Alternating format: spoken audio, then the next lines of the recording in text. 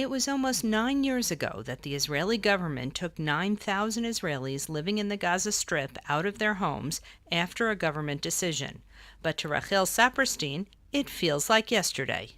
There is nothing worse for a human being than to watch the whole army, the Israeli army, the army that we love, the army that we cared for, our army, our people, and our police, the people who are there to protect us, they came in and took us out of our home.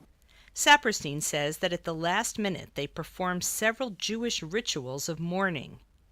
We cried. We stood in front of our house and we sang Hatikva. And we sang the song Ani Mamin, I believe. No matter how much hurt is given to us, we still have belief in Hashem, and we have belief in that the Messiah will come and save us.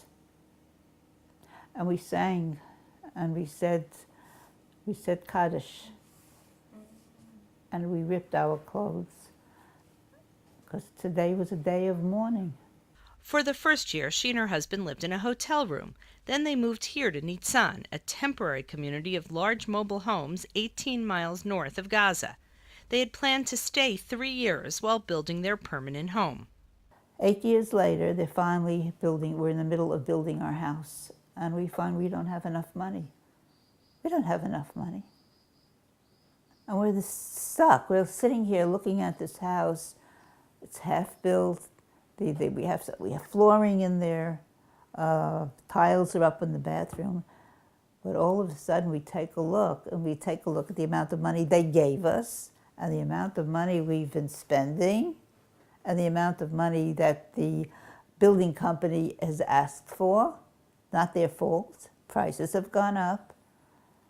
We find that we don't have enough money.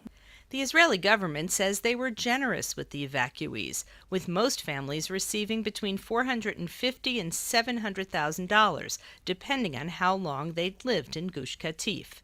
But since the unemployment rate is about 25% among those who left, many families are using the payments to live on.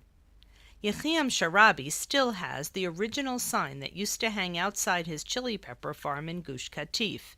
In his mid-50s, when he was evacuated from Gaza, he has not found another full-time job. I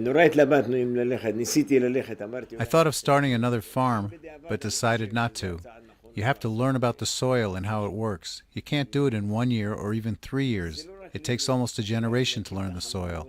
I see people here who opened farms and most of them didn't succeed. Sharabi says his diabetes, which began during his last year in Gaza, has worsened while in Nitzan. I think it's because of tensions and not enough to do. Sometimes I take the car and go visit someone because I don't want to just stay home. The Israeli government has just finished building a state-of-the-art museum here to tell the Gush Katif story.